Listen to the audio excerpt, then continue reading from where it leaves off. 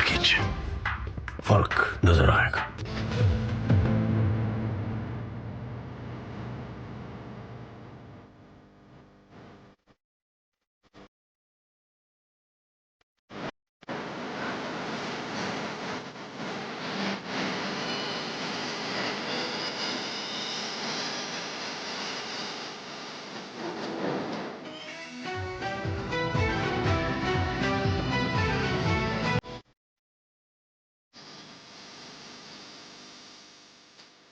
नमस्कार, news night के एक और अंक में आप सभी दर्शकों का बहुत बहुत स्वागत है। मैं हूं असीम मिश्रा। शुरुआत हेडलाइंस के साथ। नतीजों के बाद अब 5 राज्यों में सरकार बनाने की कवायद तेज। मध्य प्रदेश, छत्तीसगढ़ और राजस्थान को लेकर भाजपा का मंथन। वहीं तेलंगाना में कांग्रेस विधायक दल की हुई बैठक। मिजोरम विधानसभा चुनाव में सत्तारूढ़ एमएनएफ को झटका देते हुए जोरम पीपुल्स मूवमेंट ने हासिल किया स्पष्ट बहुमत। मिली 27 सीटें। जोरामथांगा ने दिया मुख्यमंत्री पद से इस्तीफा। संसद के शीतकालीन सत्र के पहले दिन विपक्ष के हंगामे के बावजूद दोनों सदन में हुआ विधायी कामकाज। अधिवक्ता संशोधन विधेयक 2023 पारित। केंद्रीय विश्वविद्यालय संशोधन विधेयक 2023 सहित कई रिपोर्ट भी सदन में पेश। राज्यसभा से ही पारित हुआ डाकघर विधेयक 2023। महाराष्ट्र के सिंधुदुर्ग में नौसेना दिवस समारोह का भव्य आयोजन। मरीन कमांडो, युद्धपोत और विमानों का अद्भुत प्रदर्शन। प्रधानमंत्री ने की घोषणा, भारतीय परंपरा के अनुरूप नौसेना में रैंक का होगा नामकरण। राजकोट किले में छत्रपति शिवाजी की विशाल प्रतिमा का प्रधानमंत्री ने किया अनावरण। कहा, भारतीय इतिहास गुलामी का नहीं बल्कि शौर्य और विजय, ज्ञान और विज्ञान का इतिहास। कहा, विकसित भारत पुरानी सोच पीछे छोड़ बढ़ रहा है आगे। आंध्र प्रदेश और तमिलनाडु की ओर तेजी से बढ़ रहा है तूफान मिगजॉम। चेन्नई में लगातार बारिश से कई जगहों पर जलभराव की स्थिति। सड़क, रेल और हवा यातायात प्रभावित। और बीजेपी की जीत से बाजार ने भी भरी उड़ान। अब तक के सर्वोच्च स्तर पर पहुंचा निफ्टी और सेंसेक्स। निफ्टी पहली बार 20,700 के पार, तो वहीं सेंसेक्स 68,865 अंक पर बंद।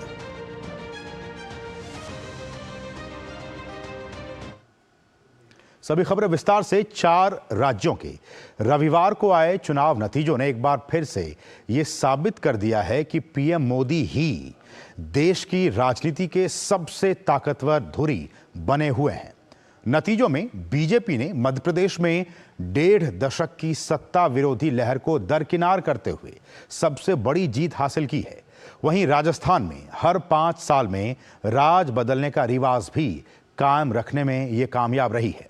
वहीं बीजेपी ने तमाम अनुमानों को खारिज करते हुए छत्तीसगढ़ में भी शानदार वापसी की है। ये मोदी की गारंटी है।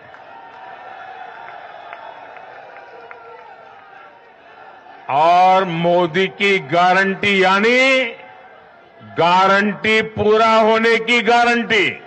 कुछ लोग तो कह रहे हैं कि आज की इस हैट्रिक ने 24 की हैट्रिक की गारंटी दे दी है। चुनाव के नतीजों ने दिखा दिया है कि प्रधानमंत्री नरेंद्र मोदी की गारंटी के प्रति लोगों ने पूरा भरोसा जताया है। मध्य प्रदेश, राजस्थान और छत्तीसगढ़ के विधानसभा चुनाव में बीजेपी ने शानदार प्रदर्शन किया है और जनता ने दिल खोलकर समर्थन दे दिया। तेलंगाना में भी भाजपा को वोट फीसद में 2 गुना और सीटों में कई गुना बढ़ोतरी हो गई है। इसके साथ ही भाजपा ने उत्तर भारत के हिंदी पट्टी में अपनी पकड़ को और मजबूत कर लिया है और दक्षिण में पैर जमाने शुरू कर दिए हैं। इन चुनावों में एक खास बात थी, तीनों राज्यों में सीधे सीधे प्रधानमंत्री मोदी के नाम पर भाजपा ने वोट मांगे। इसके साथ ही प्रधानमंत्री ने विपक्ष को सकारात्मकता के साथ आगे बढ़ने की सलाह दी और कहा कि अगर ऐसा करेंगे तो देश की जनता भी आप पर भरोसा करेगी। मैं करबद्ध प्रार्थना करता रहा हूं कि सदन में सहयोग दीजिए। आज मैं राजनीतिक दृष्टिकोण से भी कहना चाहता हूं कि आपका भी भला इसमें है कि आप देश को सकारात्मकता का संदेश दें, आपकी छवि नफरत की और नकारात्मकता की बने, वो लोकतंत्र के लिए अच्छा नहीं है। लोकतंत्र में विपक्ष भी इतना ही महत्वपूर्ण है, उतना ही मूल्यवान है और उतना ही सामर्थ्यवान भी होना चाहिए। दूसरी तरफ चुनावों में कांग्रेस की ओर से बड़ी बड़ी रेवड़ियों की भी घोषणा हुई। ओबीसी कार्ड और जाति जनगणना जैसे दांव भी चले, लेकिन सब धरा का धरा रह गया। मध्य प्रदेश, छत्तीसगढ़ और राजस्थान विधानसभा चुनाव के नतीजों से विपक्षी दलों के इंडिया गठबंधन के अस्तित्व पर सवाल उठने लगा है। गठबंधन के कई घटक दलों ने अकेले चुनाव लड़ने को लेकर कांग्रेस की आलोचना की है। साथ ही ये जताने और बताने की भी कोशिश की है कि ये इंडिया गठबंधन नहीं बल्कि कांग्रेस की हार है। दिल्ली और पंजाब में सत्तारूढ़ आम आदमी पार्टी की गोवा एवं गुजरात की तरह राजस्थान, मध्य प्रदेश व छत्तीसगढ़ में खाता खुलने की मंशा पूरी नहीं हुई। अधिकतर उम्मीदवारों की जमानत भी जब्त हो गई। तीनों राज्यों में से किसी भी राज्य में पार्टी 1% का आंकड़ा भी पार नहीं कर सकी। खास बात यह है कि तीनों राज्यों में उसका मत प्रतिशत नोटा से भी कम रहा। भाजपा ने आदिवासी, पिछड़ों, दलितों और महिलाओं में अपना प्रभाव बड़ी तेजी से बढ़ाया है। उन्हें आर्थिक रूप से तरक्की के अवसर ही नहीं दिए, बल्कि सत्ता में भागीदारी के रास्ते भी खोले हैं। प्रधानमंत्री मोदी ने कहा है कि देश में 4 जातियां ही सबसे बड़ी जातियां हैं। उन्होंने कहा कि नारी, युवा, किसान और गरीब परिवार, इन 4 जातियों को सशक्त करने से ही देश सशक्त होने वाला है। प्रधानमंत्री नरेंद्र मोदी ने चुनाव नतीजों के बाद घोषणा कर दी है कि देश की जनता ने उन्हें हैट्रिक की गारंटी दे दी है। Bureau report, DD news. और अब बात संसद की कार्यवाही की। संसद का शीतकालीन सत्र आज से शुरू हो गया है। मध्य प्रदेश, छत्तीसगढ़ और राजस्थान के विधानसभा चुनावों में बीजेपी की जीत से उत्साहित पार्टी के सदस्यों ने सोमवार को लोकसभा में प्रधानमंत्री नरेंद्र मोदी के समर्थन में जमकर नारेबाजी की। कुछ विपक्षी सदस्यों की तरफ से हो हंगामे के कारण लोकसभा की कार्यवाही बाधित भी हुई, लेकिन इसके बाद भी दोनों ही सदनों में कई अहम विधायी कामकाज संपन्न हुए।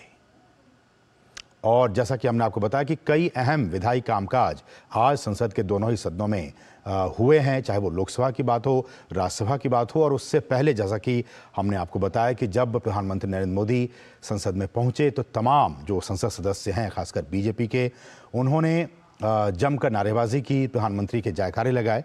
और इस दौरान इसके बाद कुछ विपक्षी सदस्यों की तरफ से कुछ हो हंगामा भी हुआ, लेकिन उसके बाद 12 बजे दोपहर संसद की कार्यवाही थोड़ी देर के लिए बाधित हुई, लेकिन उसके बाद फिर जो विधायी कामकाज है वो अच्छे से हुआ। इस पर इस रिपोर्ट को देखते हैं।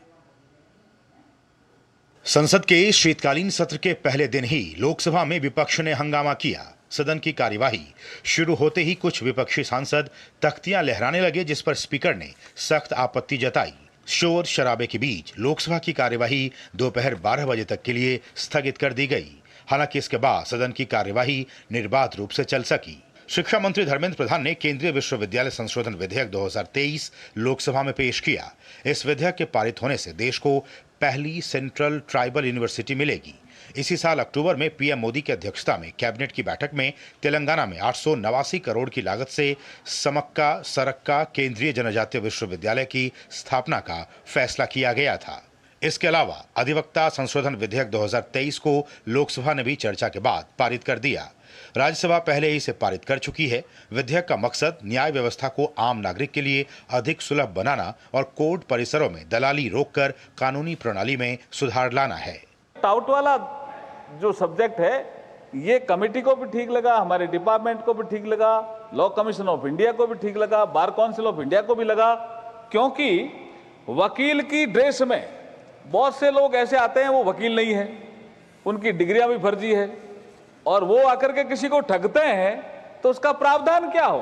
तो ये ऑलरेडी 1879 में प्रावधान था, इसको उठा करके हम 1961 में लाए। छोटा सा अमेंडमेंट था, 45A हमने इंसर्ट किया, और इसका उद्देश्य बिल्कुल पवित्र है कि जो कॉलोनियल लॉ है वो हम जिनकी यूटिलिटी नहीं है वो हम समाप्त करेंगे। राज्यसभा में शीतकालीन सत्र के पहले दिन पोस्ट ऑफिस बिल को चर्चा और पारित करने के लिए लाया गया। इसके लागू होने से डाकघर अधिनियम 1898 रद्द हो जाएगा, जो वर्तमान के उद्देश्यों को पूरा करने के लिए काफी नहीं है। पुराना अधिनियम मुख्य रूप से मेल सेवाओं पर केंद्रित था, जबकि नया अधिनियम में मेल के अलावा कई तरह की नागरिक केंद्रित सेवाओं को भी शामिल किया गया है। इसमें डाकघर के विकास और आधुनिकीकरण को प्राथमिकता दी गई है। इस बिल के माध्यम से पोस्टल सर्विस के डायरेक्टर जनरल की शक्तियों में इजाफा किया गया है। पोस्ट ऑफिसेस को प्राइवेटाइज करने का कोई इसमें प्रावधान नहीं है और कोई सरकार की मंशा नहीं। पासपोर्ट सेवा केंद्र के कारण उनको आज जितनी सुविधाएं मिली है पासपोर्ट बनाने में, ये एक ऐसी सर्विस है जो सर्विस और बढ़ेगी और इस बिल के आने से इसको एक लीगल फ्रेमवर्क मिलेगा। इससे पहले राज्यसभा में शून्यकाल और प्रश्नकाल शांतिपूर्वक चला। राज्यसभा में आम आदमी पार्टी के सांसद राघव चड्ढा पर निलंबन की कार्यवाही को सभापति ने उचित माना और बाद में राघव चड्ढा को नियमों के विरुद्ध आचरण नहीं करने की चेतावनी देते हुए सदन की कार्यवाही में भाग लेने की अनुमति दे दी। सभापति जगदीप धनखड़ ने कहा कि राघव चड्ढा के मामले में एथिक्स कमेटी की रिपोर्ट सभी सदस्यों को पढ़नी चाहिए। It was a day on which he was held guilty on both the counts by a very detailed report. The suspension had not come to an end. The sentence was limited to this day. So here was a case where a member of this house suffered being held guilty and punished. इसके अलावा भारतीय न्याय संहिता 2023, भारतीय नागरिक सुरक्षा संहिता 2023 और भारतीय साक्ष्य विधेयक 2023 से संबंधित गृह मंत्रालय की स्थायी कमेटी की रिपोर्ट को दोनों सदनों में प्रस्तुत किया गया। ये तीनों विधेयक आईपीसी, सीआरपीसी और साक्ष्य अधिनियम का स्थान लेंगे। ऋषि कुमार, शैलेंद्र मिश्रा और विकास सारथी की रिपोर्ट, डीडी न्यूज। और यहाँ रुके एक बहुत ही छोटे से ब्रेक के लिए आप देखते रहिए डीडी न्यूज।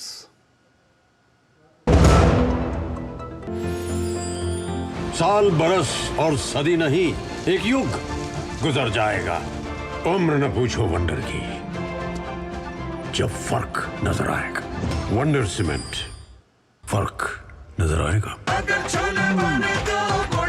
गोल्डी छोले मसाले, जहाँ जाए रिश्ते बनाए, जहाँ जाए रिश्ते बनाए, गोल्डी मसाले। अरे वाह, लेजेंड की बैट, इससे तो मैं खेलूंगा। फ्यूचर बैटिंग लेजेंड है। इसमें जिसका नाम लिखा है बैट उसी को मिलेगी। अरे यार, देखा, अगर इस पे मेरा नाम नहीं लिखा होता तो कितनी दिक्कत हो जाती। इसलिए आरबीआई कहता है बैंक अकाउंट हो या बैंक लॉकर, उसमें नॉमिनी का नाम जरूर दर्ज करें ताकि आपकी जमा पूंजी उसी को मिले जिसे आपने नामित किया है। आरबीआई कहता है जानकार बनिए, सतर्क रहिए। अब क्या देख रहे हो पापा? तुम कहते हो ना कि स्टॉक मार्केट में बहुत सोच समझकर इन्वेस्ट करना चाहिए, बस थोड़ा सा ज्ञान ले रहा हूँ। किससे? हर एक स्टॉक्स एक्सपर्ट है, मस्त एजुकेशनल वीडियोस बनाता है और अच्छी इन्वेस्टमेंट की टिप्स भी देता है। पापा, इन वीडियोस पे ना जाएं, अपना रिसर्च खुद करें या सेबी रजिस्टर्ड इन्वेस्टमेंट एडवाइजर से संपर्क करें। एजुकेशन के नाम पर कुछ इन्फ्लुएंसर्स अक्सर इन्वेस्टर को मिसगाइड करते हैं, नुकसान आपका होगा। सोच कर, समझ कर, इन्वेस्ट कर। नमस्ते मास्टर जी। अरे करुण, तुम शहर से कब वापस आए? परसों आया मास्टर जी, माँ का बार बार फोन। अच्छा गिरधर, तुमने जो जानकारी दी उससे मेरे बेटे का काफी भला हुआ। Thank you sir. यार गिरी, तो पॉपुलर बन गया तू? पॉपुलर नहीं यार, डिस्ट्रीब्यूटर बन गया म्यूचुअल फंड्स का। मैं इन सभी की मदद करता हूँ, उनका भला होता है तो वो दुआ देते हैं। वाह यार। अगर आप भी मेरी तरह म्यूचुअल फंड्स डिस्ट्रीब्यूटर बनना चाहते हैं तो चाहिए mfdkareshuru.com पर। तो करें शुरू। भारत की पोलियो से जीत की कहानी बड़े बड़े शब्दों में लिखी जाएगी, पर इस जीती हुई लड़ाई को कायम रखने के लिए हमें अपने प्रयासों को जारी रखना होगा जब तक दुनिया से पोलियो का खतरा पूर्ण रूप से टल न जाए। खतरा है बरकरार, इसीलिए पोलियो की खुराक पिलाना है हर बार। 2 बूंद हर बार, पोलियो पर जीत रहे बरकरार। और ब्रेक के बाद आपका फिर से स्वागत है। और जैसा कि हमने आपको बताया आपसे कुछ देर पहले कि कल जिस तरह से चुनावी राज्यों के नतीजे आए हैं, उनमें मध्य प्रदेश की बात हो, छत्तीसगढ़ की बात हो या फिर राजस्थान की बात हो, इन तीनों ही राज्यों में बीजेपी की शानदार जीत हासिल हुई है। और इस जीत ने इस बात को साबित कर दिया है कि पीएम मोदी के नेतृत्व, उनकी नीयत और उनकी जो नीति रही है उसमें लगातार जनता का विश्वास अभी भी बना हुआ है। इसलिए आज का जो विशेष है हम इसी पर बात करेंगे, चर्चा करेंगे। आज का विशेष है मोदी की गारंटी के प्रति लोगों ने जताया अपना भरोसा। मोदी की गारंटी, और प्रधानमंत्री ने कहा है कि हमारी गारंटी की गारंटी हम दे रहे हैं, तो आप समझ सकते हैं किस तरह के डबल गारंटी। तो मोदी की गारंटी के प्रति लोगों ने एक बार फिर से जताया है अपना भरोसा। और इस बहुत ही महत्वपूर्ण विषय पर बातचीत करने के लिए हमारे साथ दो खास मेहमान इस वक्त जुड़े हुए हैं। हमारे साथ हैं शेखर अय्यर जी, जो कि वरिष्ठ पत्रकार हैं। सर, आपका बहुत बहुत स्वागत है। और साथ ही साथ हमारे साथ आरती टिक्कू जी हैं, जो कि वरिष्ठ पत्रकार। आरती मैम, आपका भी बहुत बहुत स्वागत है। शेखर जी, सबसे पहले आपके पास आना चाहूँगा। और कल जिस तरह से नतीजे आए हैं 3 राज्यों में, लगातार भाजपा, उनका आत्मविश्वास काफ़ी बढ़ा है। और प्रधानमंत्री ने जिस तरह से कहा कि हमारी जो गारंटी, हम जो गारंटी देते हैं वो सच होके रहता है, उसकी भी गारंटी हम देते हैं। और एक बार फिर से हमने देखा तीनों ही राज्यों में, चाहे मध्य प्रदेश की बात हो, छत्तीसगढ़ की बात हो, राजस्थान की बात हो, लोगों ने दिल खोलकर बीजेपी को वोट दिया है। आपकी पहली प्रतिक्रिया इन तीनों ही राज्यों के जो नतीजे आए हैं उस पर? आशीफ जी, पिछले 2-3 दिन से काफी चर्चा हुई है ब्रांड मोदी को लेकर। जैसे कोई भी ब्रांड का तभी चलता है जब उसमें लोगों का भरोसा होता है। हमने क्या देखा है कि इस चुनाव में प्राइम मिनिस्टर मोदी स्वयं तीनों राज्यों में काफी मीटिंग्स किए, रोड शो किए, लोगों से मिले, काफी प्रचार किए। और सारे प्रचार में एक ही बात बार बार बोल रहे थे कि हमने देखा है कि कर्नाटका में कांग्रेस सरकार आई, उससे पहले हिमाचल में सरकार आई। वो जितने प्रोमिसेस किए थे, जितने गारंटीज की बात हुई थी, उन्होंने कितना उसको इम्प्लीमेंट किया, कितना नहीं किया, और क्या क्या दिक्कतें सामने कर रहे हैं। इसका मतलब आप चुनाव के टाइम पे कुछ भी एश्योरेंस दे दो, किसी तरह वोट को अपना लो, फिर बाद में आप कहते हो भाई हमारे पास पैसा नहीं है, इस साल नहीं करेंगे, अगले साल करेंगे। मैं एक दूसरा उदाहरण देता हूँ। तमिलनाडु में 2021 चुनाव में डीएमके ने कई प्रोमिसेस की कि हर घरेलू महिला को हम 1000 रुपया देंगे। वो जाके स्कीम अभी पायलट लेवल पे अभी शुरू हुआ है, यानी 2023 में। वो भी कारण क्या है कि 2024 में लोकसभा चुनाव आ रहा है। इस तरह की जो बातें हैं कि आप चुनाव जीतने के लिए कई प्रोमिसेस कर दो, फिर उसको आप इंप्लीमेंट नहीं करोगे, टालते रहोगे, ये कहोगे भाई हमारे पास पैसे नहीं है। और कर्नाटका में हमने क्या देखा, जैसे कांग्रेस सरकार आई तो क्या बोली, भाई इस साल हम विकास नहीं कर सकते क्योंकि हमने कई प्रोमिसेस कर दी। देखिए, ये बात प्राइम मिनिस्टर मोदी जी के सामने इस तरह की बातें नहीं है। विकास का भी जरूरत है, जहां लोक कल्याण की बात है वो भी किया जाएगा, और सोच समझ के हर प्रॉमिस को किया जाता है। आज अगर प्राइम मिनिस्टर कह रहे हैं कि बीजेपी जो गारंटी दे रही है उसका गारंटी मोदी है, बिल्कुल, इसका मतलब है एक ट्रस्टेड चीज है। देखिए, ट्रस्ट बड़ी चीज होती है पॉलिटिक्स में, जैसे ट्रस्ट हर चीज में होती है, हर रिलेशनशिप में ट्रस्ट बड़ी चीज होती है। आज हम देख रहे हैं कि राजनीति में खास करके एक ट्रस्ट क्वेश्चन, यानी वोटर और जिस पॉलिटिकल पार्टी को चुनते हैं उनके बीच में जो रिश्ता है वो एक प्रकार से विश्वास का रिश्ता है। और बीते सरकारों में शेखर सर, आप जो कह रहे हैं बात, उसी को आगे बढ़ाते हुए कि जो एक ट्रस्ट डेफिसिट हुआ करता था पॉलिटिशियंस और पब्लिक के बीच में, उस ट्रस्ट डेफिसिट को हटाने का, उस खाई को पाटने का काम किया बीजेपी ने, केंद्र की मोदी सरकार ने। बिल्कुल, देखिए, जितने आप 2014 से लेकर 2023 तक देख लीजिए, जितने फ्लैगशिप प्रोग्राम्स हैं, जितने आप कोई भी मिशन ले लीजिए, अभी जो आदिवासी के लिए जो 24,000 करोड़ का जो कार्यक्रम शुरू हुआ है, उससे पहले जो एस्पिरेशनल डिस्ट्रिक्ट्स का कार्यक्रम, जो अति पिछड़े डिस्ट्रिक्ट्स में जो बेसिक चीजें देने की काम, प्राइम मिनिस्टर आवास योजना, जल जीवन मिशन, क्यों आप इसे शुरू कर दीजिए, जनधन योजना, आयुष्मान भारत, कोई भी कार्यक्रम आप देखें किस तरह उसकी इम्प्लीमेंटेशन हो और अंत्योदय तक पहुंचे, मतलब द लास्ट मैन तक पहुंचे। अभी भी एक जो कार्य अभी चल रहा है, एक जो कैंपेन चल रहा है वही कैंपेन है।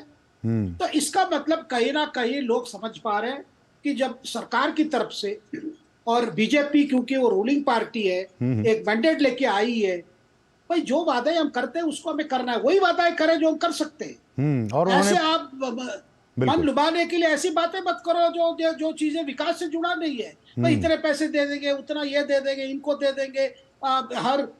अभी तो आजकल पॉलिटिकल पार्टी स्कूल से शुरू करते हैं, जो 9वीं कक्ष में पढ़ रहे हैं उनको भी पैसे देंगे, 10वीं कक्ष को देंगे, 11 को पैसे देंगे। ये वाला जो है इस बार रिजेक्ट हो चुका है, क्योंकि लोग देख रहे हैं कि भाई आप कुछ ऐसे सब कर रहे हैं जो फर्स्ट टाइम वोटर को लुभाने का काम भी कर रहे हैं, लेकिन जब बात आती है उसको कार्यान्वयन करने के लिए, फिर सत्ता में आने के बाद आप कहते हैं कि भाई हमारी ट्रेजरी निकाली है, शेखर सर, इस साल नहीं करेंगे, अगले साल करेंगे। शेखर जी, मेरा सवाल ये है कि आप इतने वर्षों से पत्रकारिता को देख रहे हैं, तमाम राजनीतिक पार्टियों को आपने देखा किस तरह से वो काम करते हैं, उनकी कार्यशैली कैसी रही है। मेरा सवाल कि अगर बीजेपी यहाँ जीत रही है, इन तीनों राज्यों में जीती है, ऐसा नहीं है कि सिर्फ बीजेपी ने वादे किए थे चुनाव में, बाकी पार्टियां भी वहां पे लोक लुभावन वादे किए थे। बावजूद उन लोक लुभावन वादों को पीछे छोड़कर मतदाताओं ने इन तीनों ही राज्यों में बीजेपी के उनके जो वादे किए गए थे उनको आत्मसात किया है, उनको अपना आशीर्वाद दिया है। ये इसके पीछे आप क्या कैसे समझते हैं, इसको कैसे आंकते हैं आप? देखिए असीम जी, मैं इस समय वो अंग्रेजी जो कहावत है कि सीइंग इज बिलीविंग, जिसको उसको जब मैं देख पा रहा हूं उसी पर मैं विश्वास करूंगा, क्योंकि उल्टा होता है बिलीविंग इज सी, भाई ये कर देंगे। अब क्या हो गया है, उन्होंने देख चुके हैं जहां बीजेपी सरकार स्टेट गवर्नमेंट मतलब राज्य में है, जैसे उत्तर प्रदेश ले लीजिए, उत्तराखंड ले लीजिए, जहां बीजेपी सरकारें हैं वो किस प्रकार के काम कर रहे हैं, उनकी क्या जो वर्किंग कल्चर क्या है, क्या क्या कार्यक्रम को उन्होंने इम्प्लीमेंट किया है, किस तरह उसको दूर करते जो दिक्कतें आते। और आप उत्तर प्रदेश का अच्छा उदाहरण है, 2022 में बड़ा मैंडेट मिला, वो किसके लिए था? जो काम हुआ है उसके लिए हुआ, कोई और वो भी क्या जो 17 में बातें की गई थी, वादा किए गए थे, उसको इम्प्लीमेंट किया गया। तो आज जो राजनीति के एक नया दौड़ है वसीम जी, एक तो हम बार बार कहते थे डेवलपमेंट पॉलिटिक्स यानी विकास की जो राजनीति, अब विकास राजनीति में एक दूसरी चीज आ गया है कि भरोसामंद पॉलिटिक्स। जो भी आप कहोगे भाई आर्टिकल 370 हटाएंगे, हमने हटाया। आपने कहा कि भाई हम सिटीजनशिप अमेंडमेंट एक्ट करेंगे, हमने किया बिल्कुल। क्योंकि मामला आपने जो वादा किया उसको करके दिखाया। ये मुझे लगता है कि सबसे बड़ा मोदी मैजिक है कि ये जो वादा करते हैं लोगों के सामने, उस वादे को एक टाइम फ्रेम के तहत निभाने का भी काम करते हैं और वो धरातल पर दिखता भी है। आरती मैम, ऐसे में प्रधानमंत्री ने बार बार ये कहा है और कल भी उन्होंने कहा कि जिस तरह से इन तमाम चीज़ों को मद्देनजर रखते हुए जो 4 स्तंभ हैं विकसित भारत को, उसमें महिलाओं का बहुत बड़ा योगदान है और इन जो राज्यों में जो नतीजे आए हैं उनमें भी जो नारी शक्ति है, जो मातृशक्ति है, उसने दिल खोल कर वोट किया है, इसलिए बीजेपी जीती है। आपकी प्रतिक्रिया? बिल्कुल असीम, मुझे लगता है कि प्रधानमंत्री नरेंद्र मोदी जी आज पूरे भारत में सबसे बड़े फेमिनिस्ट मैं कहूँ तो गलत नहीं होगा। इनफैक्ट आप उनकी पॉलिसीज़ 2014 से लेकर अभी तक देखिए, विमेन एम्पावरमेंट पे उनका बहुत ज़बरदस्त ध्यान गया है और उन्होंने हर तरीके से विमेन को एम्पावर किया है। ये बात कोई छोटी नहीं है। आप किसी भी दलित औरत से पूछिए या आप किसी भी ट्राइबल औरत से पूछिए तो वो इसके साथ कनेक्ट कर पाएंगे, क्योंकि ये वो प्रधानमंत्री है जिन्होंने द्रौपदी मुर्मू जी पहली ट्राइबल वुमन को प्रेसिडेंट बनाया। और ट्राइबल लोग जो है आज, ये ऐसा नहीं है कि वो अंधकार में जी रहे हैं या उनको मालूम नहीं है कि उनकी क्या अधिकार है या उनका क्या इतिहास है। ये वही प्रधानमंत्री जी है जिन्होंने बिरसा मुंडा जी को भगवान के रूप में पूरे भारत के सामने उन्होंने बहुत ज़्यादा हाईलाइट किया। और ये ट्राइबल कम्युनिटी जो छत्तीसगढ़ में, कई लोग पूछ रहे हैं या समझने की कोशिश करें कि ये छत्तीसगढ़ में ये कैसा चमत्कार हुआ। बिल्कुल अनएक्सपेक्टेड। हाँ, अनएक्सपेक्टेड था। तो ये इसलिए हुआ है क्योंकि प्राइम मिनिस्टर का फोकस ट्राइबल पॉपुलेशन पे बहुत जबरदस्त है। छत्तीसगढ़ में 30% जो पॉपुलेशन है वो ट्राइबल्स की है। और ट्राइबल्स को लेकर मैम जिस तरह से कांग्रेस और विपक्षी पार्टियों ने एक नकारात्मक प्रचार किया, इसका भी उन्हें भुगतना पड़ा इस चुनाव नतीजों में। मैं इस पे आऊंगा मैम आपके पास, लेकिन इसका जो रिप्रकशन है वो हम एक खबर ले लेते हैं। शेखर सर, आपके पास आऊंगा कि इंडी गठबंधन में पहले से ही जारी मतभेद विधानसभा चुनाव के बाद बड़ी दरार के तौर पर नजर आने लगी है। अब पश्चिम बंगाल की मुख्यमंत्री ममता बनर्जी ने इंडी गठबंधन की 6 दिसंबर को होने वाली बैठक में जाने से मना कर दिया है। यहां तक कि उन्होंने बैठक की जानकारी होने से भी इनकार कर दिया है और कहा है कि वे अपने पहले से जो तयशुदा कार्यक्रम है इसमें वो हिस्सा लेंगी। आइए सुनते हैं उन्होंने क्या कहा है। मेरे को पता जिसमें नहीं है उसमें आप क्यों हमको पूछ रहा है?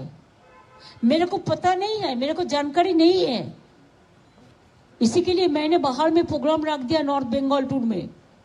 उधर में हमारा 6-7 दिन का प्रोग्राम है, तो मेरे को जानकारी होता तो हम थोड़ा ही प्रोग्राम रखता, हम जरूर जाते, लेकिन हमारे पास कोई जानकारी नहीं है, इसी के लिए हम नॉर्थ बंगाल टूर में जा रहा है। शेखर सर, इंडी गठबंधन की एक ये भी घटक दल है टीएमसी, और उनकी मुखिया कह रही है कि हमें तो पता ही नहीं है कि 6 तारीख को कोई मीटिंग है जिसमें कि हमें जाना है। आपकी प्रतिक्रिया इस पर? असीम जी, इनको पता भी होता ये क्यों जाते, ये भी आप सोच लीजिए। हाँ, ये भी सही है। पता है कि पता नहीं है कि देखिए ये बड़ा साफ हो गया है।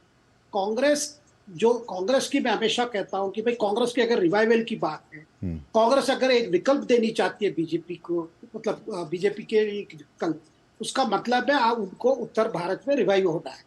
रिवाइव का मतलब है कि जो लोकसभा चुनाव में कम से कम 150 से 200 सीट जीतनी होगी। आप देख लीजिए, जब भी कांग्रेस के नेतृत्व में सरकार बनी है या कांग्रेस समर्थन में बनी है, तब 100-150 सीट पाई है, उसके बाद समर्थन हुआ है या नेतृत्व लिए, नहीं तो कभी नहीं होता। उस बात को ये जितने ऑपोजिशन पार्टीज है वो लगातार इस बात पर ज्यादा फोकस नहीं कर रहे थे। ये सोचते थे भाई चलो देखा जाए, आगे जाके देखा जाए। इसलिए जब बातें भाई प्राइम मिनिस्टर कौन होगा, सीट एडजस्टमेंट कैसी होगी, कौन कितने सीट पे लड़ेंगे, ये सारे बातों को टालते रहे। बिल्कुल। और कितने मीटिंग है, पटना में किए, बेंगलुरु में किए, मुंबई में किए, फिर दिल्ली में जाके कोऑर्डिनेशन मीटिंग किए, जिसमें वामपंथी भी नहीं आए है, ममता की पार्टी भी नहीं आई। अब जाके सामने ये जो नतीजा आया है, इससे बड़ा साफ हो गया भाई उत्तर भारत में कांग्रेस की कुछ बन रही नहीं है। बिल्कुल। कोई रिवाइवल की कोई संकेत नहीं है। राहुल गांधी की तरफ से भारत जोड़ो यात्रा था, कई कार्यक्रम लिए गए, और ये ओबीसी कार्ड, कभी जाति आधार पर जनगणना, कई बातें की गई है।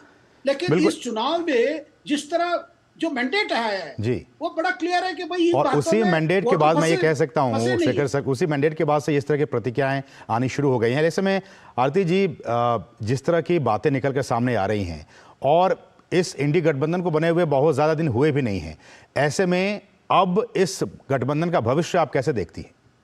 क्योंकि सुर सबके अलग अलग हैं। आपने टीएमसी को सुना, उससे पहले समाजवादी पार्टी को आपने देखा, नीतीश कुमार की पार्टी को देखा, सबके सुर अलग अलग होते जा रहे हैं। ऐसे में जिस मकसद से बनाया गया था वो मकसद और वो टूटता नजर आ रहा है धीरे धीरे। देखिए, बिल्कुल ये इंडी अलायंस जो है, पहले फंडामेंटली इनके आइडियोलॉजिकली भी इनका कोई मेल नहीं है, और जिस तरह की राजनीति अलग अलग प्रदेशों में करते हैं, उनके इंटरेस्ट जो है, पावर इंटरेस्ट भी जो है, वो कन्वर्ज हो ही नहीं सकते हैं। दूसरी बात ये कि देखिए, पिछले इलेक्शंस में जब विधानसभा के पिछले चुनाव हुए थे, और इनफैक्ट 2019 के पार्लियामेंट्री इलेक्शंस भी हुए थे, तो उस वक्त भी हमने इनफैक्ट ये गठबंधन, थर्ड फ्रंट का जो ये गठबंधन है, इतने टाइम से सुन रहे हैं, लेकिन ये कभी भी इफेक्टिव होता ही नहीं है। क्योंकि उसका कारण ये है कि कांग्रेस भी काफी देर में डिलेमा में था कि अगर तो ये रीजनल पार्टीज को ज्यादा स्पेस देते हैं या ज्यादा सीट्स देते हैं कंटेस्ट करने के लिए, तो कांग्रेस जो है सिमट के रह जाएगा। और वही हुआ भी। कई सारे इलेक्शंस में कांग्रेस बिल्कुल खत्म हुआ स्टेट्स में, प्रोविंसेस में। और इस बार कांग्रेस की क्लियर ये स्ट्रैटेजी है कि जो प्रोविंशियल पार्टीज है उनके साथ वो बेशक इंडी अलायंस हो, लेकिन ग्राउंड पे कोई उनकी वो लगता नहीं है कि वो एक दूसरे को सपोर्ट करे, क्योंकि कांग्रेस के लिए सबसे बड़ा एग्जिस्टेंशियल थ्रेट है अगर रीजनल पार्टीज या जो बाकी इंडी अलायंस के जो पार्टनर्स है, अगर वो पावरफुल हो जाते हैं तो कांग्रेस खत्म होता है। इसको टिकू आरती जी, इसको ऐसे एक और तरीके से समझा जा सकता है क्या कि जिस तरह से अभी चुनावी नतीजे आए हैं चारों ही राज्यों में, क्लियर कट मेजॉरिटी जो वहाँ की पब्लिक है, जो वोटर्स उन्होंने दिया है, हंग असेंबली कहीं पे नहीं आई। चाहे वो मध्य प्रदेश की बात कर लीजिए, छत्तीसगढ़ की बात कर लीजिए, राजस्थान की बात कर लीजिए, तेलंगाना की बात कर लीजिए, क्लियर कट मेजॉरिटी में लोगों ने जिताया है। ऐसे में पब्लिक अब ये सोच रही है कि अब हमें अगर किसी भी पार्टी को, चाहे वो राज्य की बात हो या फिर केंद्र की बात हो, किसी भी पार्टी को देंगे तो फुल मेजॉरिटी के साथ देंगे। ये गठबंधन, ये खिचड़ी बना के किसी को भेजना, वो किसी के हित में नहीं है। क्या हम इससे ये बात समझ सकते हैं? बिल्कुल, मुझे लगता है कि भारत का जो वोटर है वो टू पार्टी सिस्टम की तरफ इनफैक्ट बढ़ रहा है, क्योंकि क्लियर हो रहा है कि ये जो गठबंधन और ये जो खिचड़ी पकी हुई है कई स्टेट्स में कोशिश भी की है, उससे लोगों का ही नुकसान होता है। पार्टीज ज़्यादा देर तक स्टेबल नहीं रहती है, पावर में नहीं रह पाती है, काम नहीं होते, गवर्नेंस नहीं होती, और कई जगह इनफैक्ट वोटर तो डबल इंजन की सरकार में बहुत ही ज्यादा इसमें विश्वास करता है कि अगर स्टेट में भी वही पार्टी हो जो सेंटर में है तो ज्यादा काम होंगे, ज्यादा अच्छी गवर्नेंस होगी। इसलिए हम लोग लगातार मध्य प्रदेश में जैसे हमने रिजल्ट्स देखे, हमने राजस्थान में रिजल्ट्स देखे, एंटी इनकम्बेंसी भी और कम्बेंसी भी जो है वो प्रो इनकम्बेंसी में चेंज हो गया। हाँ, तो हर हालात में बीजेपी जीत के आ रही, क्योंकि लोग डबल इंजन की सरकार में विश्वास कर रहे हैं। वो क्लैरिटी जो है, जो आप बोल रहे हैं कि या तो कांग्रेस को देंगे या तो बीजेपी को देंगे, तो 2 पार्टी सिस्टम वाला मुझे लगता है धीरे धीरे वो एक रियलिटी बन के आ रहा है भारत। बिल्कुल बिल्कुल बिल्कुल, और इसलिए हम कह भी रहे हैं कि जिस तरह से जनता ने विश्वास जताया है पीएम मोदी के प्रति, और इसलिए हम कह रहे हैं कि मोदी की गारंटी के प्रति लोगों ने जताया है भरोसा। ये और प्रधानमंत्री ने और तमाम समीक्षक कह भी रहे थे कि ये सेमीफाइनल है। अगर ये सेमीफाइनल का रिजल्ट है तो आप समझ सकते हैं कि 2024 का लोकसभा का चुनाव का नतीजा क्या होगा। बहुत बहुत शुक्रिया शेखर साहब हमारे साथ जुड़ने के लिए। समय इतना ही है, और आरती मैम आपका भी बहुत बहुत शुक्रिया। आप दोनों ही मेहमानों का हमारे साथ जुड़ने के लिए, उस विषय पर चर्चा करने के लिए बहुत बहुत शुक्रिया। बढ़ेंगे आगे और यहाँ रुकेंगे एक और छोटे से ब्रेक के लिए। आप देखते रहिए DD न्यूज़। साल बरस और सदी नहीं, एक युग गुजर जाएगा, उम्र न पूछो वंडर की, जब फर्क नजर आएगा। वंडर सीमेंट, फर्क नजर आएगा। गोल्डी छोले मसाले, जहाँ जाए रिश्ते बनाए, जहाँ जाए रिश्ते बनाए, गोल्डी मसाले। कांग्रेट्स यार। राज, तू क्या करेगी? I have cleared my exams. मैं म्यूचुअल फंड डिस्ट्रीब्यूटर बनूंगी। म्यूचुअल फंड डिस्ट्रीब्यूटर, स्कोप क्या है इसमें? MFD में स्कोप अनलिमिटेड है। शुरुआत के सालों में मैं जितनी मेहनत करूंगी, जितने कस्टमर्स बनाऊंगी, उतना ही फ्यूचर में मेरा भला होगा। आप भी मेरी तरह म्यूचुअल फंड डिस्ट्रीब्यूटर बन सकते हैं। जानिए कैसे, mfdkarenshuru.com पर। तो करें शुरू। मोदी सरकार की गारंटी, कोई नहीं रहेगा भूखा। हर महीने 80 करोड़ लोगों को मिल रहा है मुफ्त राशन। हमारा संकल्प, विकसित भारत। मम्मी, कॉलेज की क्रिकेट टीम में ना मेरा सिलेक्शन हो गया है। Very good. कॉलेज की टीम में तो आ गया, देश की टीम में रजिस्ट्रेशन कब करवा रहा है? वो कैसे? तुम वोटर बन के देश की टीम का हिस्सा बन सकते हो। देश का फॉर्म भरो, देश की टीम का हिस्सा बनो। वोट करना सिर्फ तुम्हारा अधिकार ही नहीं, बल्कि तुम्हारा कर्तव्य भी है, समझे? जी हाँ, अगर आप भी 18 साल के हो रहे हैं तो आज ही वोटर हेल्पलाइन ऐप डाउनलोड करके वोटर लिस्ट में अपना नाम जुड़वाकर वोटर बने। और हाँ, एग्जिस्टिंग वोटर्स भी अपनी जानकारी वोटर लिस्ट में अपडेट करें, जिससे देश की टीम और मजबूत बने। वोटर लिस्ट में नाम मतलब देश के लिए वोट करने का अधिकार, यानी देश की टीम में रजिस्ट्रेशन। तुम्हें पता है इन्वेस्टर्स के लिए कि इन्वेस्टर प्रोटेक्शन फंड होता है IPF, लेकिन अगर तुम्हारा ट्रेड एक्सचेंज पर एग्जीक्यूट नहीं हुआ या फिर कोई गारंटीड रिटर्न्स वाली स्कीम है तो ये IPF आपकी मदद नहीं कर सकता है। और अगर आपका ब्रोकर ही डिफॉल्टर बन जाए तो फिर IPF आपको कॉम्पेंसेशन दिला सकता है। कहाँ से सीखा? NSE की साइट पर। सोच कर, समझ कर, इन्वेस्ट कर। साल बरस और सदी नहीं, एक युग गुजर जाएगा, उम्र न पूछो वंडर की, जब फर्क नजर आएगा। वंडर सीमेंट, फर्क नजर आएगा। और ब्रेक के बाद आपका फिर से स्वागत है। पीएम मोदी ने सोमवार को महाराष्ट्र के सिंधुदुर्ग जिले के राजकोट किले में छत्रपति शिवाजी महाराज की प्रतिमा का अनावरण किया। पीएम ने छत्रपति शिवाजी महाराज की समृद्ध समुद्री विरासत को श्रद्धांजलि अर्पित की। इसके बाद पीएम मोदी ने महाराष्ट्र में नौसेना दिवस के कार्यक्रम में हिस्सा लिया। इस दौरान नौसेना के युद्धपोत, पनडुब्बियों, विमानों ने अपनी क्षमता और दक्षता का शानदार प्रदर्शन किया। प्रधानमंत्री ने महाराष्ट्र सिंधुदुर्ग में आयोजित नौसेना दिवस समारोह में शिरकत की।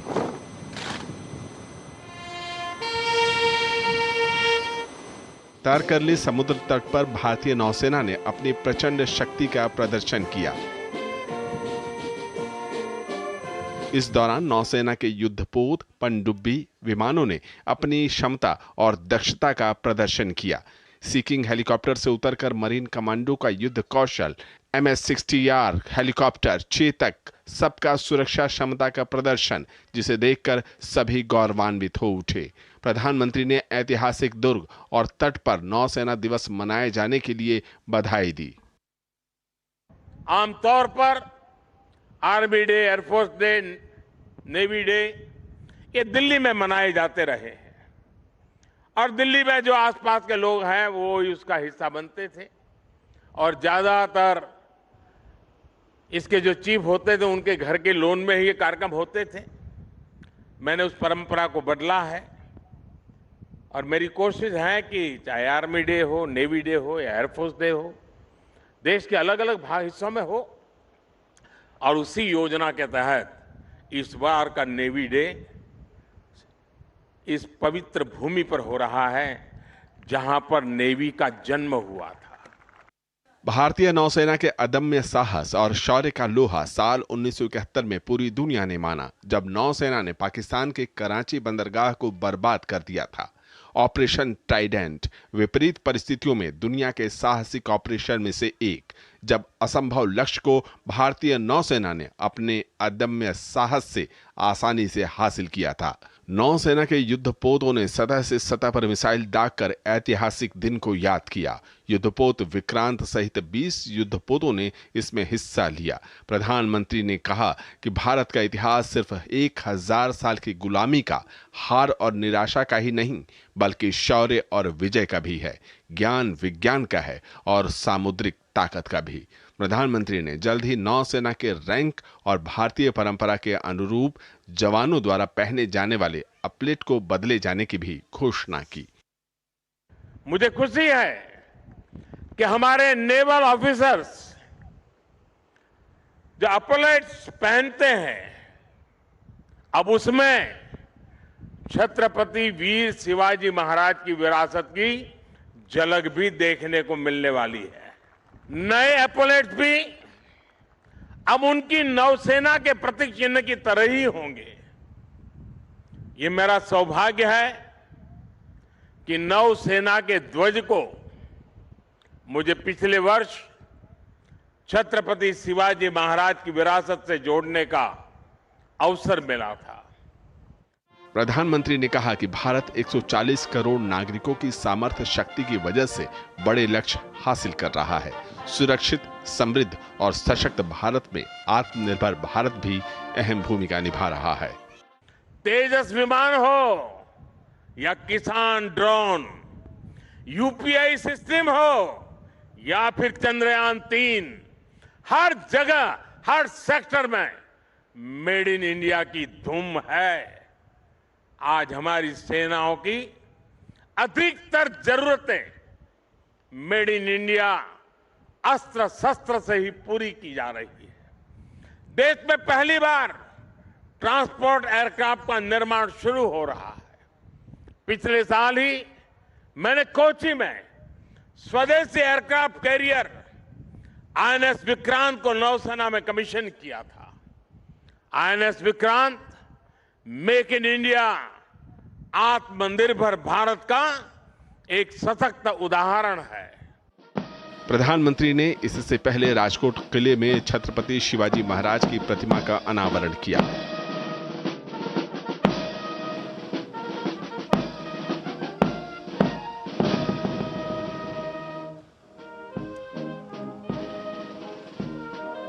शिवाजी महाराज से जुड़ी हुई एक फोटो प्रदर्शनी का अवलोकन भी उन्होंने किया। साल 1660 में निर्मित यह किला भारत के समृद्ध सामुद्रिक इतिहास का गौरव भी है। सिंधुदुर्ग से अजय मिश्र के साथ ब्यूरो रिपोर्ट, डीडी न्यूज। और अब बात चक्रवाती तूफान मिगजॉम के प्रभाव ने तमिलनाडु में तबाही मचाई है।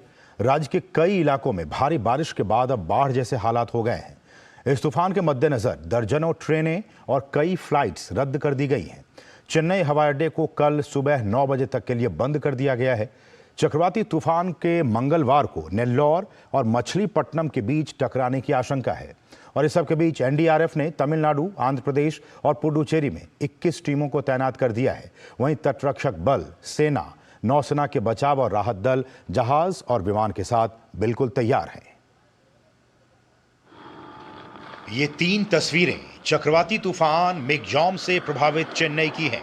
राज्य के कई जिलों में सोमवार को भी भारी बारिश हो रही है। इस कारण सड़कों पर पानी भर चुका है, रेल यातायात प्रभावित है, एयरपोर्ट भी डूब चुका है, उड़ानें ठप्प हो गई हैं। चक्रवाती तूफान मिगजॉम ने खतरनाक रूप ले लिया है। मिगजॉम के प्रभाव के कारण चेन्नई और उसके आसपास के इलाकों चेंगलपेट, कांचीपुरम और तिरुवल्लुर में रविवार से ही भारी बारिश हो रही है। तेज बारिश और तूफान के कारण कई इलाकों में पेड़ गिर गए। लोगों को सुरक्षित जगहों पर ले जाने के लिए भारतीय सेना की 12 मद्रास यूनिट ने मुगालिवक्कम और मणपक्कम इलाकों में राहत और बचाव अभियान चलाया। चक्रवात के कारण समुद्र तट से लगे करीब 144 ट्रेनों को कैंसिल कर दिया गया है।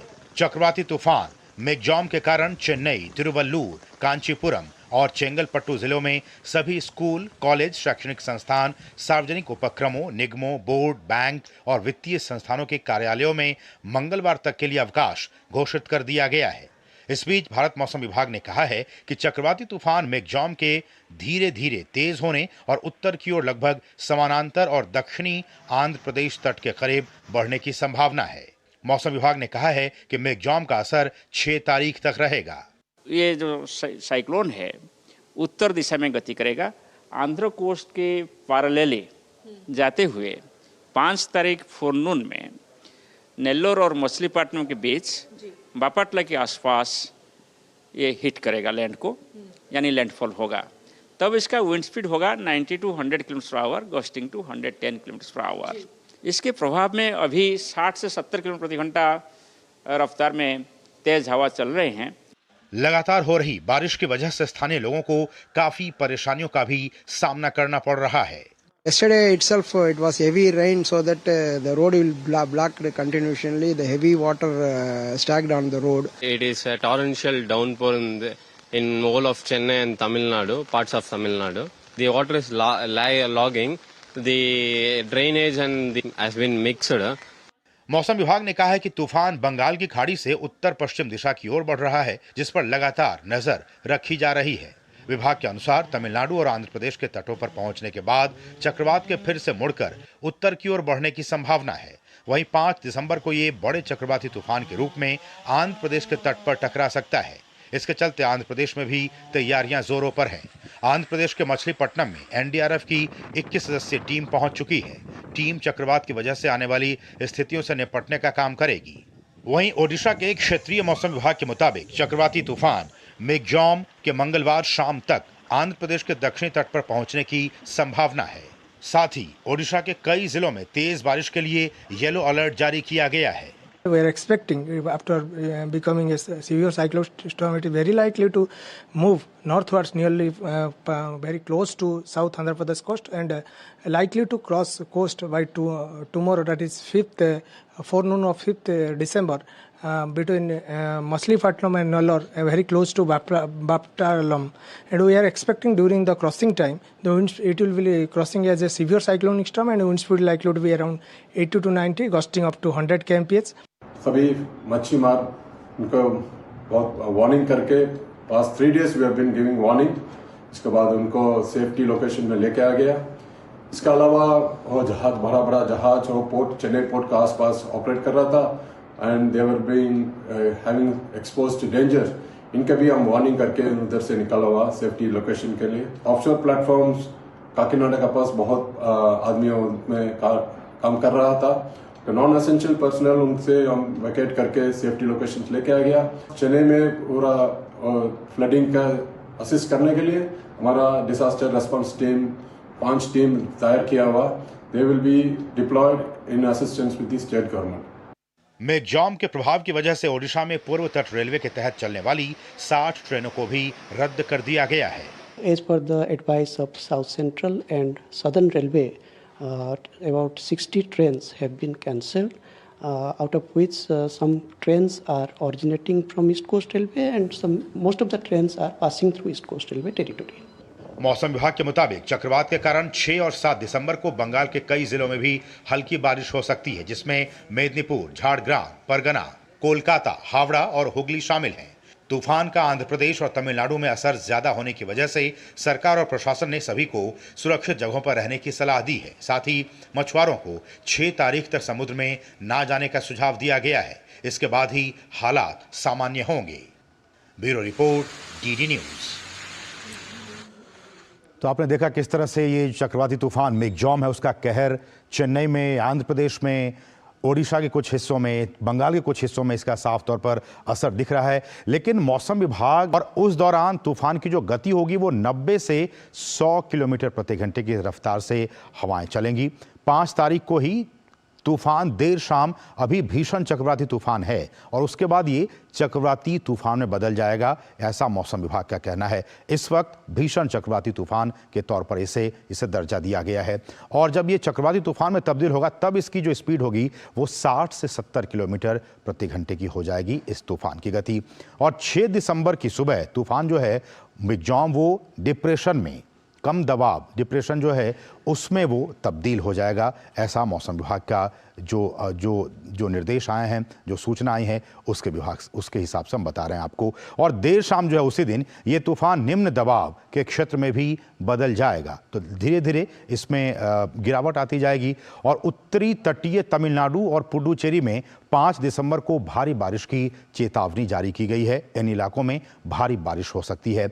वहीं तटीय आंध्र प्रदेश, रायलसीमा, तेलंगाना और ओडिशा में भी, जैसा कि हमने आपको बताया कि बहुत भारी से बहुत भारी बारिश होने की चेतावनी जारी की गई है। और एनडीआरएफ, हम जानते हैं कि इस तरह से संकट मोचक के तौर पर ये हर बार हमारे सामने आते हैं। तो एनडीआरएफ ने तमिलनाडु, आंध्र प्रदेश और पुडुचेरी में अपनी कुल 21 टीमों को तैनात कर दिया कि अगर किसी तरह की आपदा आती है तो उसको तुरंत फौरन उसको रोका जाए, उसको कम से कम किया जाए। तटरक्षक बल, सेना, नौसेना के बचाव और राहत दल भी लगातार अपने जहाज और विमान के साथ तैयार हैं इससे निपटने के लिए। और केंद्र सरकार जो है वो आपदा से पहले ही, आप जानते हैं कि हर बार इस तरह की जब आपदाएं आती हैं तो वो अपनी तैयारियों पर लगातार ध्यान केंद्रित कर देती है ताकि कम से कम जान और माल का नुकसान हो सके। और मोदी सरकार ने आपदा प्रबंधन के लिए एक समग्र और एक होलिस्टिक दृष्टिकोण अप्रोच अपनाया है और इसी वजह से हम कह सकते हैं कि जान और माल का नुकसान काफ़ी कम होता है। और इससे भीषण चक्रवात के दौरान जान माल के नुकसान में आप सब कह सकते हैं कि 98% की कमी आई है।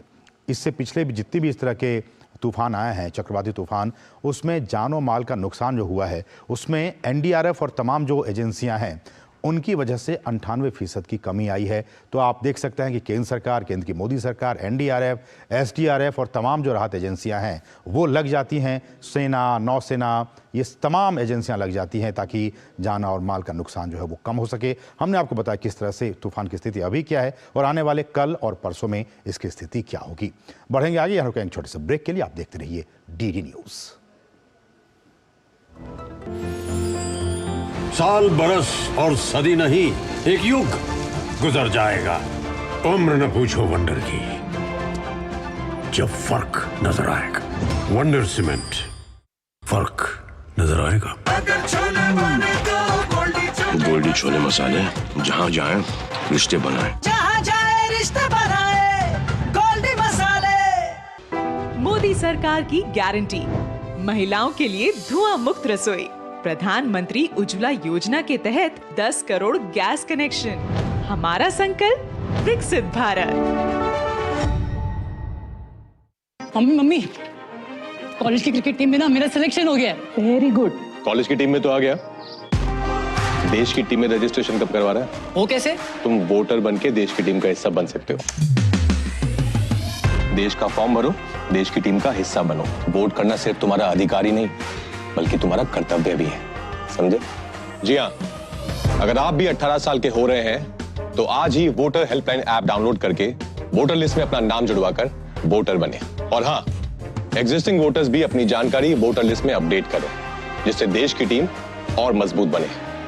वोटर लिस्ट में नाम मतलब देश के लिए वोट करने का अधिकार, यानी देश की टीम में रजिस्ट्रेशन। अब क्या देख रहे हो पापा? तुम कहते हो ना कि स्टॉक मार्केट में बहुत सोच समझ कर इन्वेस्ट करना चाहिए, बस थोड़ा सा ज्ञान ले रहा हूं। किससे? हर एक स्टॉक्स एक्सपर्ट है, मस्त एजुकेशनल वीडियोस बनाता है और अच्छी इन्वेस्टमेंट की टिप्स भी देता है। पापा इन वीडियोस पे ना जाएं, अपना रिसर्च खुद करें या सेबी रजिस्टर्ड इन्वेस्टमेंट एडवाइजर से संपर्क करें। एजुकेशन के नाम पर कुछ इन्फ्लुएंसर्स अक्सर इन्वेस्टर को मिसगाइड करते हैं, नुकसान आपका होगा। सोच कर समझ कर इन्वेस्ट कर। Ashutosh Verma, mutual funds distribute. अरे सर जी, म्यूचुअल फंड वाले खुद ही कहते रहते हैं डायरेक्ट इन्वेस्टमेंट कर लो। सारे डायरेक्ट इन्वेस्टमेंट करेंगे तो आपको कौन पूछेगा? हम यहाँ क्यों बैठे हैं? गड्डी सीखने के लिए? सर जी, म्यूचुअल फंड्स का भी सेम फंडा है। शुरुआत में किसी ना किसी को तो म्यूचुअल फंड्स की सारी जानकारी देनी होगी ना। मैंने भी शुरुआत करनी। आप भी मेरे तरह म्यूचुअल फंड्स डिस्ट्रीब्यूटर बन सकते हैं। जानिए कैसे mfdkareshuru.com पर। तो करें शुरू। और ब्रेक के बाद आपका फिर से स्वागत है। विदेश मंत्री डॉक्टर एस जयशंकर ने भारतीय सांस्कृतिक संबंध परिषद द्वारा आयोजित नॉलेज इंडिया विजिटर प्रोग्राम को संबोधित किया। उन्होंने आत्मनिर्भर भारत को संचालित करने वाली सोच को रेखांकित करते हुए कहा कि ये सोच एक समावेशी, न्यायपूर्ण और निष्पक्ष समाज का निर्माण करती है। विदेश मंत्री एस जयशंकर ने आत्मनिर्भर भारत को संचालित करने वाली सोच को रेखांकित करते हुए कहा कि भारत एक विश्व मित्र बनना चाहता है। उन्होंने कहा कि यह सोच एक समावेशी, न्यायपूर्ण और निष्पक्ष समाज का निर्माण करती है। विदेश मंत्री भारतीय सांस्कृतिक संबंध परिषद द्वारा आयोजित नॉलेज इंडिया विजिटर प्रोग्राम को संबोधित कर रहे थे। Economics wise we would speak about Atmanirbhar Bharat. So it has a connotation of a certain resilience, a certain self-sufficiency, a contribution, a talent out there, which is expressing itself. Developmentally today, when we speak about Bharat, it also implies a commitment about creating inclusive, just, fair society where no one is left behind, and that is actually in many ways the true test of development. भारतीय सांस्कृतिक संबंध परिषद द्वारा आयोजित knowledge India winter programme एक अग्रणी पहल है, जिसका उद्देश्य सहयोग और ज्ञान के आदान प्रदान को बढ़ावा देना है। यह सम्मेलन हिंदी, संस्कृत, बौद्ध अध्ययन, योग, आयुर्वेद, वैकल्पिक चिकित्सा, भारतीय शास्त्रीय नृत्य और संगीत सहित विविध क्षेत्रों तक फैला हुआ है। साथ ही यह कार्यक्रम दुनिया भर के विद्वानों और विश्वविद्यालयों को जोड़कर सांस्कृतिक और अंतर्राष्ट्रीय सहयोग बढ़ाने के लिए ICCR की प्रतिबद्धता को मजबूत करता है। Bureau report, DD news. Bharat Mandapam में अंतर्राष्ट्रीय सम्मेलन ग्लोबल बायो इंडिया 2023 का आयोजन किया गया है। इस सम्मेलन का केंद्रीय मंत्री डॉक्टर जितेंद्र सिंह ने सोमवार को उद्घाटन किया। इस मौके पर उन्होंने कहा कि वर्ष 2014 के मुकाबले पहले जहां मात्र 50 बायोटेक स्टार्टअप ही हुआ करते थे, आज उनकी तादाद बढ़कर 6000 को पार कर गई है। भारत मंडपम में केंद्रीय विज्ञान और प्रौद्योगिकी राज्य मंत्री, PMO, कार्मिक, लोक शिकायत, पेंशन, परमाणु ऊर्जा और अंतरिक्ष राज्य मंत्री डॉक्टर जितेंद्र सिंह ने जैव प्रौद्योगिकी पर एक विशाल अंतर्राष्ट्रीय सम्मेलन ग्लोबल बायो इंडिया 2023 का उद्घाटन किया। इस मौके पर केंद्रीय मंत्री डॉक्टर जितेंद्र सिंह ने कहा कि प्रधानमंत्री नरेंद्र मोदी के नेतृत्व में पिछले 9 वर्षों में भारत की जैव अर्थव्यवस्था में वृद्धि देखी गई है। वर्ष 2014 से पहले जहां केवल 50 बायोटेक स्टार्टअप हुआ करते थे, आज उनकी संख्या बढ़कर 6000 को पार कर गई है। डॉक्टर जितेंद्र सिंह ने कहा कि प्रधानमंत्री नरेंद्र मोदी के नेतृत्व में हमारी बायो इकोनॉमी ने पिछले 8 से 10 वर्षों में 13 गुना वृद्धि की है। भारत को अब दुनिया की पहली कुछ एक बायो इकोनॉमी में गिना जा रहा है। प्रधानमंत्री श्री नरेंद्र मोदी जी ने जब से बहुत सारे इस तरह से रिफॉर्म्स लाए हैं, जिससे लिबरलाइज हुआ है हमारा साइंस सेक्टर, चाहे वो अंतरिक्ष का विभाग था, चाहे दूसरे विभाग थे, उसके चलते ये परिणाम है कि जहां 2014 से पहले मात्र 50 बायोटेक स्टार्टअप हुआ करते थे देश में, आज उसकी संख्या बढ़कर के 6000 तक हो गई है। और हम दुनिया की पहली कुछ एक बायो इकोनॉमीज़ में उनको गिना जा रहा है। पिछले 8-10 वर्ष में लगभग 13 गुना वृद्धि, 13 गुना इजाफा हुआ है भारत की बायो इकोनॉमी में। लगभग $10 बिलियन से बढ़कर के $130 बिलियन और बड़ी तीव्र गति से आगे बढ़ रहा है। आज दुनिया भारत को एक emerging global hub of biotechnology देख रही है। इस अंतर्राष्ट्रीय सम्मेलन ग्लोबल बायो इंडिया 2023 की theme bio innovation and bio manufacturing रखी गई है। 6 दिसंबर तक चलने वाले इस सम्मेलन में भारत मंडपम के साथ ही हॉल नंबर 14 में एक प्रदर्शनी का भी आयोजन किया गया। इस प्रदर्शनी में जैव प्रौद्योगिकी संबंधित बहुत से उत्पाद और स्टार्टअप भी देखे जा सकते हैं। गौरतलब है कि भारत को अब दुनिया के शीर्ष जैव प्रौद्योगिकी स्थलों में शुमार किया जा रहा है। गिरीश निशाना, डीडी न्यूज़, दिल्ली। और अब नजर डालते हैं देश की कुछ और महत्वपूर्ण खबरों पर फटाफट अंदाज में। आप देखिए इन खबरों को और हमें दीजिए अनुमति। नमस्कार। कीनिया के राष्ट्रपति विलियम सामो रूतो भारत की राजकीय यात्रा पर दिल्ली पहुंचे। राष्ट्रपति का पद संभालने के बाद से ये उनकी पहली यात्रा है। आप नेता संजय सिंह की मुश्किलें कम होने का नाम नहीं ले रही हैं। दिल्ली आबकारी नीति से जुड़े कथित मनी लॉन्ड्रिंग मामले में आरोपित संजय सिंह की न्यायिक हिरासत को दिल्ली के एक अदालत ने 11 दिसंबर तक बढ़ा दिया है। ईडी ने उन्हें न्यायिक हिरासत पूरी होने के बाद सोमवार को राउज एवेन्यू कोर्ट में पेश किया गया, जहां से अतिरिक्त सत्र न्यायाधीश MK नागपाल ने 11 दिसंबर तक न्यायिक हिरासत में भेज दिया। अखिल भारतीय विद्यार्थी परिषद का 69वां राष्ट्रीय अधिवेशन नई दिल्ली में आयोजित होने जा रहा है। 7 दिसंबर से 10 दिसंबर तक आयोजित होने वाले इस अधिवेशन का उद्घाटन केंद्रीय गृह मंत्री अमित शाह करेंगे। हैदराबाद के नियमित प्रशिक्षण उड़ान के दौरान वायुसेना का एक ट्रेनर एयरक्राफ्ट दुर्घटनाग्रस्त हो गया। पिलार स्पीसीज 7 MKIL आज सुबह AFA हैदराबाद से नियमित प्रशिक्षण उड़ान के दौरान दुर्घटनाग्रस्त हो गया। विमान में सवार दोनों पायलटों की मौत हो गई। दुर्घटना के कारणों का पता लगाने के लिए कोर्ट ऑफ इंक्वायरी का आदेश दिया गया है। जम्मू कश्मीर में कड़ाके की ठंड जारी है। इस दौरान कश्मीर घाटी में शीतलहर का प्रकोप भी बढ़ गया है, जिसके चलते कश्मीर में रात के तापमान में और गिरावट दर्ज की गई है। इसी दौरान पहलगाम कश्मीर घाटी का सबसे ठंडा स्थान रहा। यहाँ का न्यूनतम तापमान 0 से नीचे 3.4 डिग्री सेल्सियस दर्ज किया गया।